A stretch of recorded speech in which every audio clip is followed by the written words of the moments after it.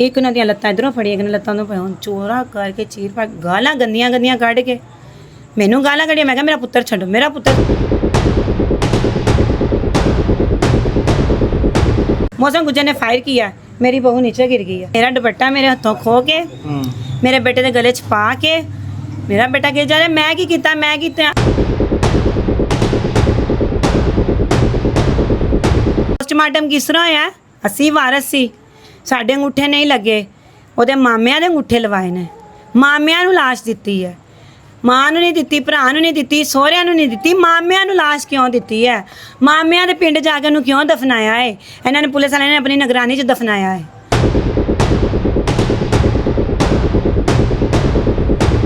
Death certificate जो भी पर्ची से भी पुलिस वाला ले गया। पुलिस वाले ने कहा जी कितों मिलेगी सर जी? है क्या किसी पेशेंट का डाटा पुलिस वाले ऐसे ही मुंह उठा के ले जा सकते हैं?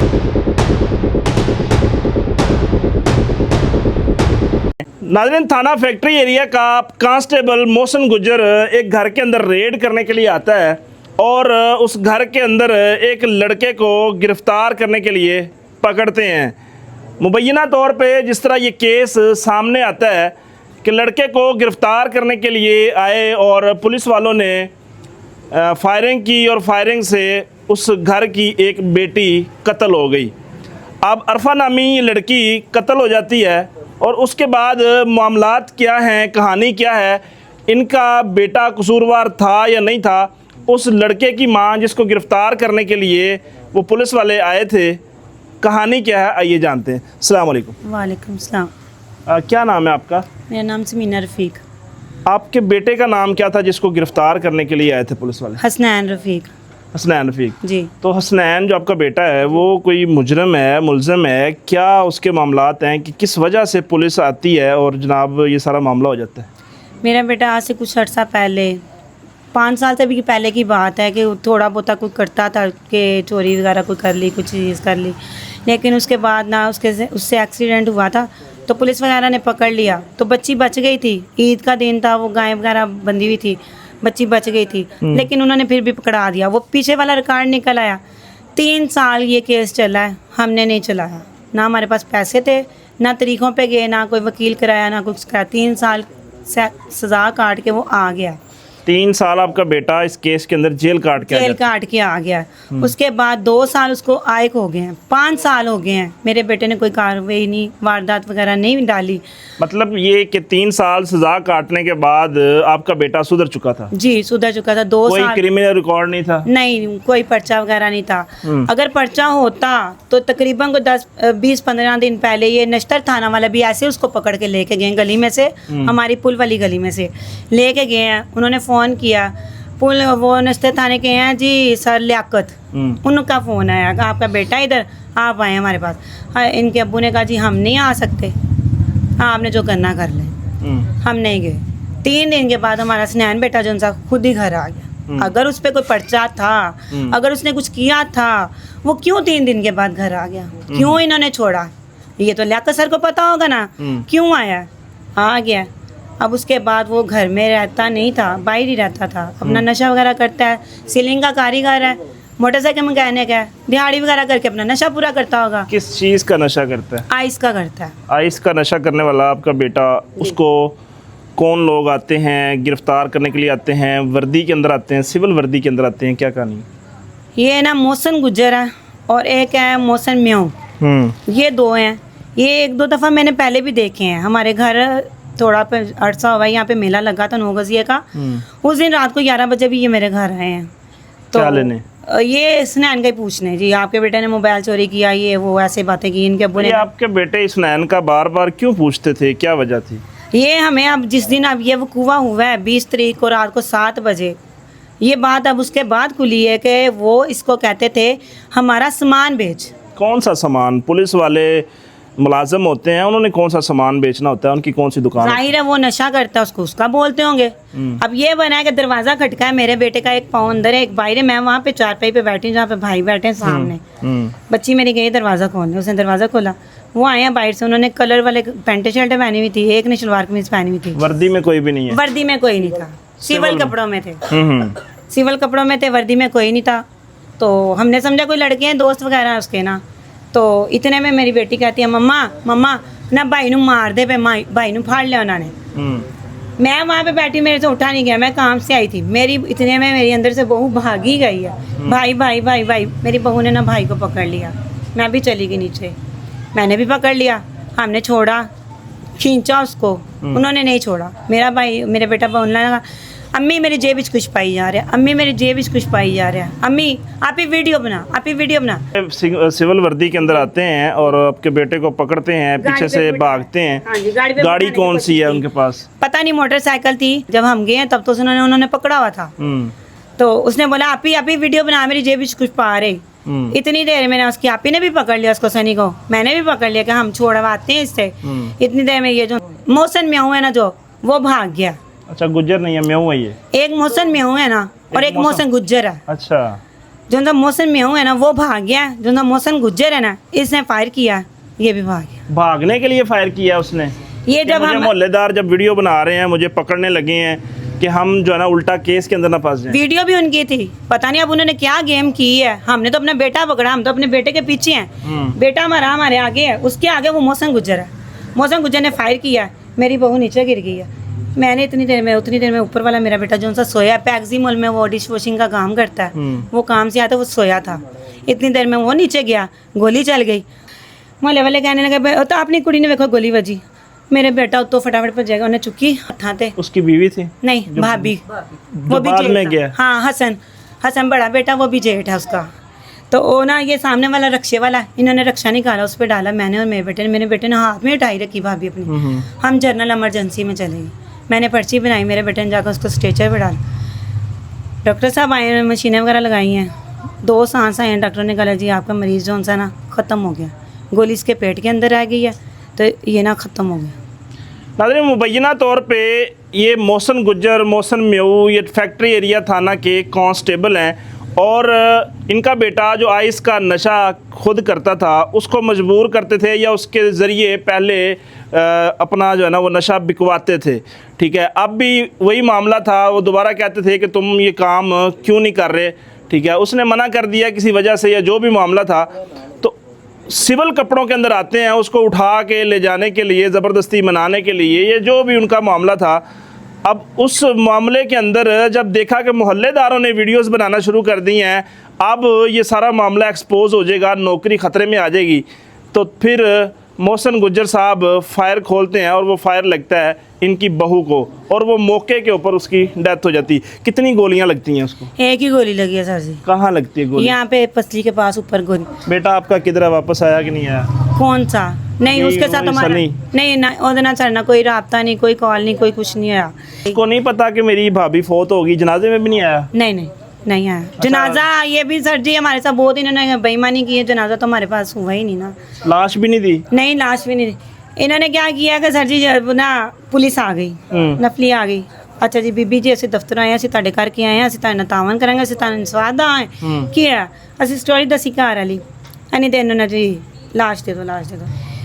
अब ये सारे पेटी भाई इकट्ठे होके कवर देने आए हैं अपने पेटी भाइयों को कि उनसे ये हत्या हो गई है, उनसे ये ज़्यादती हो गई है, और उस ज़्यादती को अब कवर देखना किस तरह किया जाता है। क्या करते हैं फिर कहते हैं लाश सानू दे दो जी। ਅਸੀਂ ਕਿਹਾ ਸਰ ਜੀ ਲਈਓ, ਅਸੀਂ ਨਾ ਉਹਦੇ ਮਾਪਿਆਂ ਨੂੰ ਫੋਨ ਕੀਤਾ, ਉਹਦੇ ਭਰਾ ਜਾਂ ਦੀ ਮਾਂ ਨਾ ਆਂਦੀ ਹੈ ਤੇ ਅਸੀਂ ਤੁਹਾਨੂੰ ਨਾ ਲਾਸ਼ ਦੇ ਦਿੰਦੇ ਹਾਂ। ਠੀਕ ਹੈ, ਕਿਉਂਕਿ ਸਾਡੇ ਨਾਲ ਉਹਦੇ ਮਾਪਿਆਂ ਨਾਲ ਜ਼ਰਾ ਥੋੜੀ ਅਣਬਣ ਜੀ ਸੀ ਤੇ ਅਸੀਂ ਲਾਸ਼ ਕੱਲੇ ਨਹੀਂ ਸੀ ਦੇ ਸਕਦੇ। ਪੁਲਿਸ ਕੇ ਅਸੀਂ ਤਾਂ ਲਾਸ਼ ਅਸੀਂ ਅਗਲੇ ਨੇ ਅੱਗੇ ਕਹਿ ਦਿੱਤਾ ਕਿ ਅਸੀਂ ਮਰਵਾਈ ਹੈ।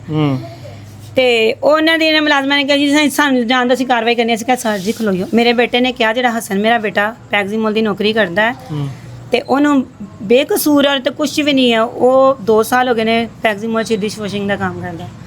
ਉਹਨੇ ਕਿਹਾ ਕਿ ਸਰ ਜੀ ਆਰਾਮ ਨਾਲ ਗੱਲ ਕਰ ਰਹੇ ਹਾਂ ਕਿ ਉਹਨਾਂ ਦੀ ਵਾਲਦਾ ਆ ਲੈਣ ਦਿਓ ਤੇ ਅਸੀਂ ਤੁਹਾਨੂੰ ਲਾਸ਼ ਦੇ ਦਾਂਗੇ। ਸਰ ਜੀ ਇੰਨੀ ਦੇਰ ਦੇ ਵਿੱਚ ਐਮਰਜੈਂਸੀ ਪੂਰੀ ਵਾਟ ਨਫਲੀ ਵਰਦੀ ਸਨੇ ਕੱਪੜਿਆਂ ਦੇ ਵਿੱਚ ਇੰਝ ਆਈ ਹੈ ਜਿਸ ਤਰ੍ਹਾਂ ਹਨੇਰੀ ਆਤੀ।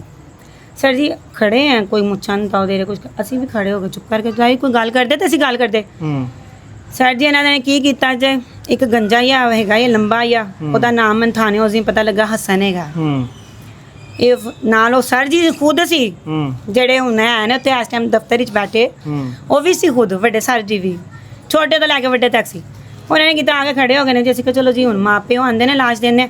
ਸਰ ਜੀ ਉਹਨਾਂ ਨੇ ਮੇਰਾ ਦੁਪੱਟਾ ਮੇਰੇ ਹੱਥੋਂ ਖੋ ਕੇ ਮੇਰੇ ਬੇਟੇ ਦੇ ਗਲੇ 'ਚ ਪਾ ਕੇ ਮੇਰਾ ਬੇਟਾ ਕਹੇ ਜਾ ਰਿਹਾ ਮੈਂ ਕੀ ਕੀਤਾ, ਮੈਂ ਕੀਤਾ। ਅਸੀਂ ਇੰਝ ਖੜੇ ਆ, ਐਸਾ ਮੇਰਾ ਬੇਟਾ ਖੜਾ ਹੈ ਸਾਹਮਣੇ, ਨਫਲੀ ਖੜੀ ਹੈ, ਮੇਰੀ ਦਰਾਣੀ ਅਸੀਂ ਹੈ, ਸਾਡੇ ਪਿੱਛੇ ਲਾਸ਼ ਪਈ ਹੈ। ਮੇਰਾ ਪੁੱਤਰ ਕਹਿੰਦਾ ਮਾਂ ਮੈਂ ਕੁਛ ਨਹੀਂ ਕੀਤਾ। ਸਰ ਜੀ ਮੈਂ ਕੁਛ ਨਹੀਂ ਕੀਤਾ। ਇੱਕ ਉਹਨਾਂ ਦੀਆਂ ਲੱਤਾਂ ਇਧਰੋਂ ਫੜੀਆਂ, ਇੱਕ ਨੇ ਲੱਤਾਂ ਤੋਂ ਫੜੀਆਂ, ਚੋਰਾ ਕਰਕੇ ਚੀਰ ਪਾ ਗਾਲਾਂ ਗੰਦੀਆਂ ਗੰਦੀਆਂ ਕੱਢ ਕੇ ਮੈਨੂੰ ਗਾਲਾਂ ਕੱਢੀਆਂ। ਮੈਂ ਕਿਹਾ ਮੇਰਾ ਪੁੱਤਰ ਛੱਡੋ, मेरा पुत्र छो। इन्नी गंदियां गाला कढ़िया। ये सारा कुछ हॉस्पिटल के अंदर हो रहा है। हॉस्पिटल के अंदर इमरजेंसी से बेड से लेके इमरजेंसी के गेट तक मैं गई हूँ। उन्होंने मुझे गालियाँ निकाली हैं। गवर्नमेंट हॉस्पिटल है, सर्विस हॉस्पिटल, ये जनरल हॉस्पिटल, हाँ जी गवर्नमेंट। ਐ ਮੈਨੂੰ ਉਹਦੀ ਲਾਸ਼ ਕੋਲ ਲੈ ਗਏ ਸੀ। ਉਹਨਾਂ ਨੇ ਕੀ ਕੀਤਾ, ਇਹਨੂੰ ਵੀ ਘੇਰਾ ਪਾ ਲਿਆ। ਨਾਲ ਮੇਰਾ ਭਤੀਜਾ ਨਦੀਮ ਹੈਗਾ ਸੀ, ਮੇਰੇ ਮੀਆਂ ਦਾ ਭਤੀਜਾ। ਉਹਨਾਂ ਨੇ ਨਾ ਇਹਨਾਂ ਨੂੰ ਘੇਰਾ ਪਾ ਲਿਆ। ਇਹਨੇ ਕਿਹਾ ਉਹ ਕਹਿ ਰਹੇ ਕਿ ਉਹਨੂੰ ਵੀ ਫੜਦੇ ਪਏ, ਇਸ ਤਰ੍ਹਾਂ ਬਾਜ਼ੂ ਫੜ ਕੇ ਨਾ ਕਹਿ ਰਹੇ ਅੱਜ ਮੌਲਵੀ ਤੂੰ ਸਿੱਧਾ ਹੋਈ ਆ, ਜਿਹੜੀਆਂ ਤੂੰ ਹਰਕਤਾਂ ਕਰਦਾ ਪਿਆ। ਮੈਂ ਕਿਹਾ ਭਾਈ ਤੂੰ ਇਹਨੂੰ ਤੇ ਛੱਡ ਨਾ, ਭਾਈ ਤੂੰ ਇਹਨੂੰ ਤੇ ਛੱਡ। ਕਹਿੰਦਾ ਬੀਬੀ ਬਕਵਾਸ ਨਾ ਕਰ। ਮੈਂ ਕਿਹਾ ਕਿਉਂ ਨਾ ਬਕਵਾਸ ਕਰੀ। ਮੈਂ ਕਿਹਾ ਇੱਕ ਤੁਸੀਂ ਅੱਗੇ ਸਾਡਾ ਮੁੰਡਾ ਫੜ ਕੇ ਲੈ ਗਏ ਜੇ, ਉਧਰੋਂ ਸਾਡੀ ਕੁੜੀ ਫੌਤ ਹੋ ਗਈ ਏ ਤੇ ਇੰਨੀ ਦੇਰ ਚ ਨਾ ਯਾਨੀ ਕਿ ਉਹ ਚਲੇ ਗਏ, ਛੁਡਵਾ ਕੇ ਨਾ ਮੈਂ ਪਿੱਛੇ ਕਰ ਲਿੱਤਾ। ਤੇ ਮੈਂ ਪਿੱਛੇ ਦੇਖਿਆ ਤੇ ਉੱਥੇ ਲਾਸ਼ ਨਹੀਂ ਸੀ। ਅਸੀਂ ਬੜਾ ਬੋਲੇ ਉਹਨਾਂ ਨੂੰ ਕਿ ਭਾਈ ਤੁਹਾਡੀ ਮਿਹਰਬਾਨੀ, ਮੁੰਡੇ ਨੇ ਕੁਝ ਨਹੀਂ ਕੀਤਾ ਹੈਗਾ, ਤੁਸੀਂ ਛੱਡ ਦਿਓ ਉਹਨੂੰ। ਬੀਬੀ ਤੁਸੀਂ ਸਾਡੇ ਨਾਲ ਤਾਵਨ ਕਰੋ, ਡੈਡ ਸਰਟੀਫਿਕੇਟ ਲਿਆਓ।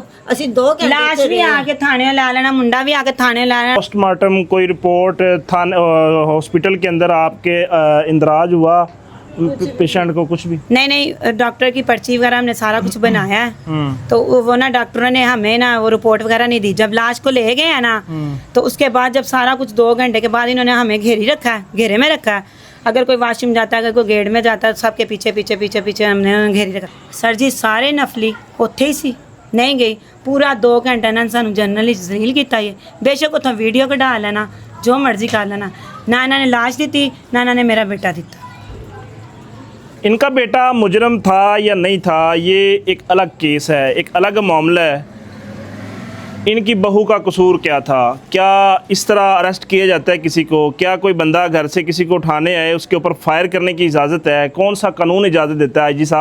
आईजी साहब आपने भेड़ें बकरियां छोड़ी हुई हैं कि जनाब जो जिसको दिल करे टुड मार के निकल जाए, जो जिसको मर्जी मार दे, और उसके बाद फिर मज़े की बात चेक कर ले, पूरा थाना उन 2 कांस्टेबल को कैसे प्रोटोकॉल दे रहा है, उनको कैसे कवर दे रहा है।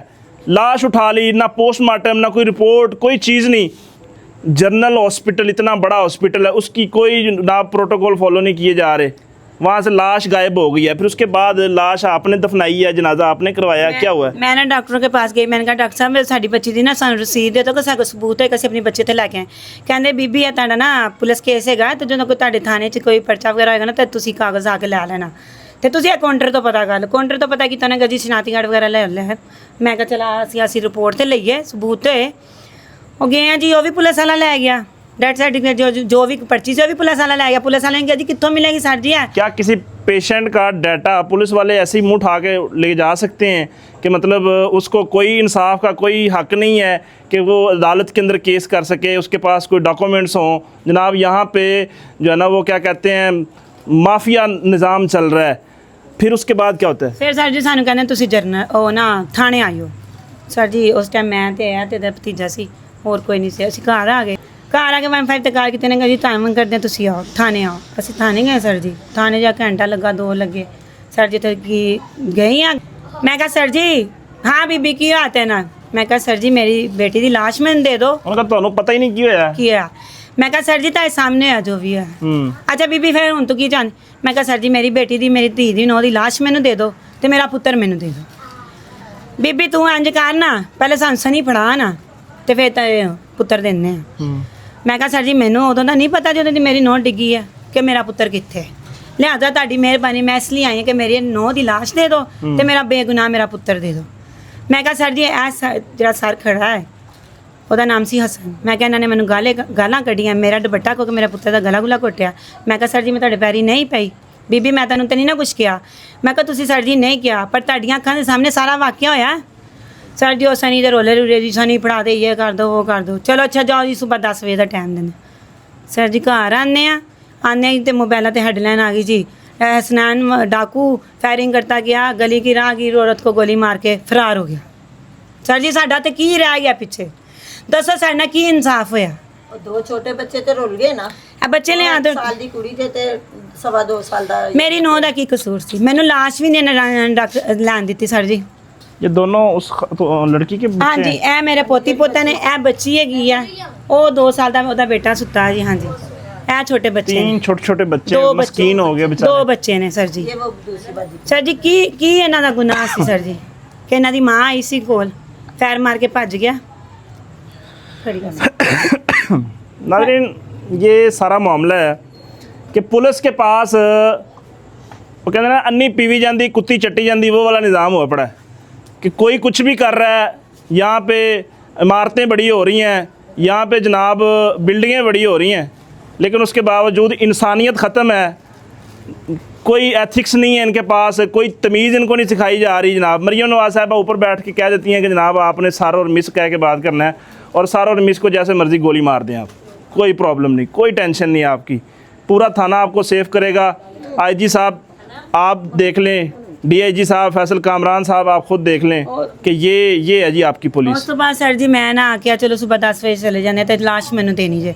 ਕਹਿੰਦੇ ਚਲੋ ਠੀਕ ਹੈ ਬੀਬੀ, ਜੇ ਇਹਦਾ ਵਾਰਸ ਨਾ ਆਏ ਤੇ ਲਾਸ਼ ਤੈਨੂੰ ਦੇ ਦਾਂਗੇ। ਮੈਂ ਆ ਗਈ ਘਰ, ਮੈਂ ਬਹਿ ਗਈ, ਹਾਰ ਗਈ, ਮੈਂ ਹਿੰਮਤ ਹਾਰ ਗਈ। ਸਵੇਰ 10 ਵਜੇ ਦਾ ਟਾਈਮ ਹੁੰਦਾ ਸਰ ਜੀ, ਅਸੀਂ ਜਾਂਦੇ ਹਾਂ ਤਲੀ, ਅਸੀਂ ਪਹੁੰਚੇ ਹਾਂ, ਪਿੱਛੋਂ ਫੋਨ ਚਲਾ ਗਿਆ, ਐ ਬੀਬੀ ਤੂੰ ਨਾ ਵਾਪਸ ਆ, ਅਸੀਂ ਤੈਨੂੰ ਲਾਸ਼ ਵੀ ਦਿੰਦੇ ਹਾਂ ਤੇ ਅਸੀਂ ਤੇਰਾ ਪੁੱਤਰ ਵੀ ਤੈਨੂੰ ਦਿੰਦੇ ਹਾਂ। ਮੈਂ ਆਖਿਆ ਚਲੋ ਮੈਨੂੰ ਕੀ ਜ਼ਰੂਰਤ ਹੈ ਦਰਖਾਸਤ ਦੇਣ ਦੀ, ਜੇ ਮੇਰਾ ਪੁੱਤਰ ਮੈਨੂੰ ਨੌ ਮਿਲ ਜਾਂਦੀ ਹੈ, ਮੈਨੂੰ ਕੀ ਜ਼ਰੂਰਤ ਹੈ ਦਰਖਾਸਤ ਦੇਣ ਦੀ। ਸਰ ਜੀ ਮੈਂ ਮੀਆਂ ਹਸਪੀਟਲ ਚਲੀ ਗਈ, ਉੱਥੋਂ ਹੀ ਨੇੜਿਓਂ ਸਾਰਾ ਦਿਨ ਮੈਂ ਮੇਰਾ ਮੀਆਂ ਹਸਪੀਟਲ ਬੈਠੇ ਰਹੇ।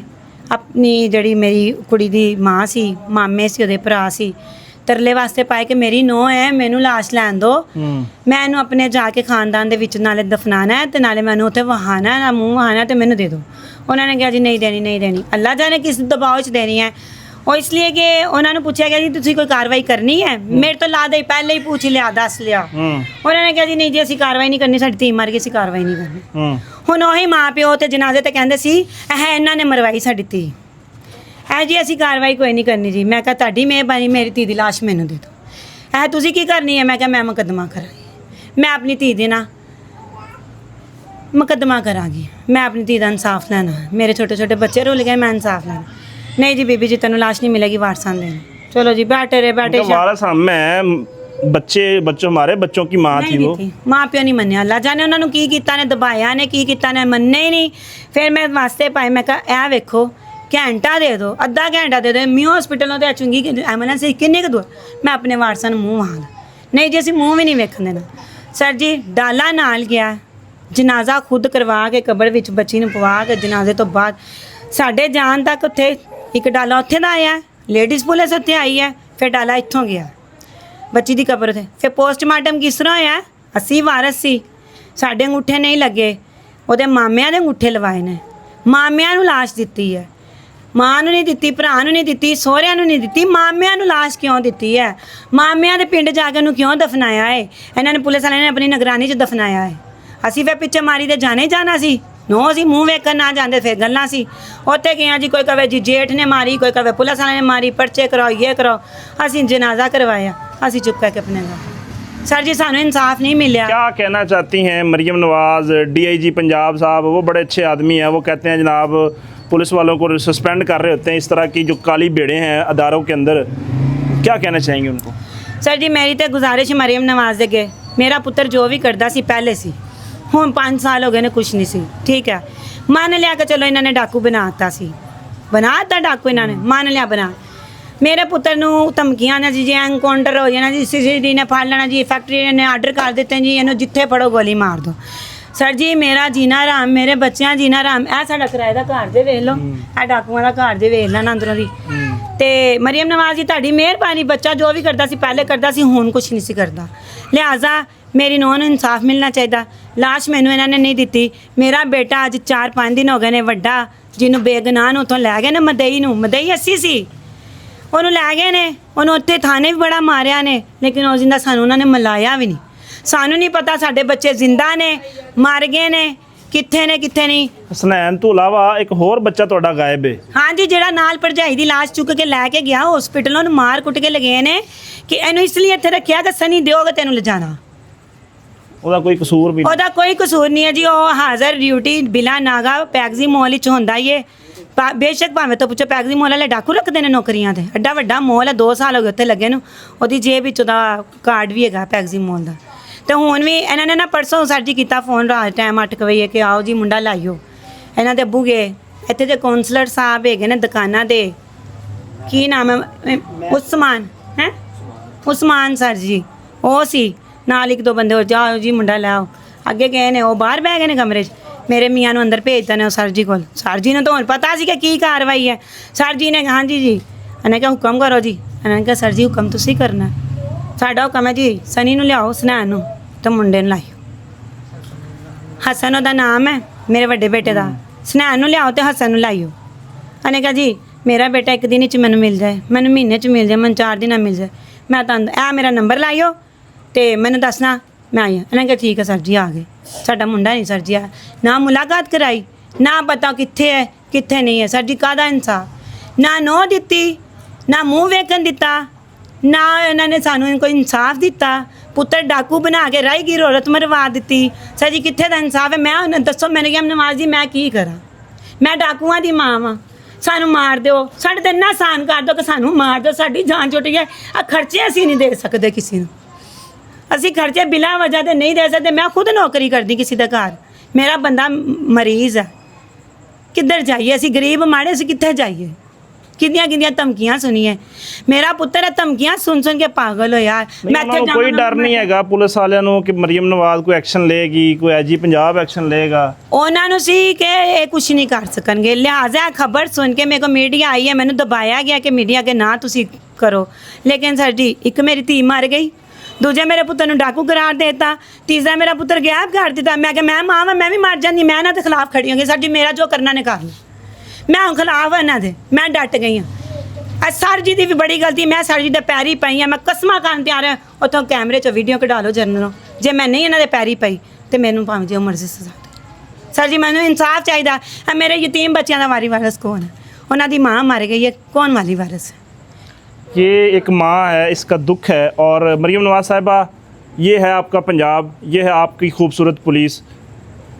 बाकी गरीब है अल्लाह हाफिज़। मतलब अल्फाज ख़त्म हैं कि बंदा क्या इसको, पुलिस को क्या बोले कि बेगैरती की अखीर हो गई है कि मतलब हर तरह से प्रोटोकॉल दिया जा रहा है उन 2 लोगों को कि आप अगर आपका पुलिस वाला जुर्म करता है तो वो फरिश्ता है, उसको कोई पूछने वाला नहीं है यार। कि मतलब आप उनको बचाने के लिए मज़ीद एक शख्स की, एक लड़की को मार दिया है, एक बंदा गायब कर दिया आपने, और एक लड़का जिसको वो खुद मिसयूज़ करते थे उसको डाकू बना दिया। अल्लाह हाफ़िज़।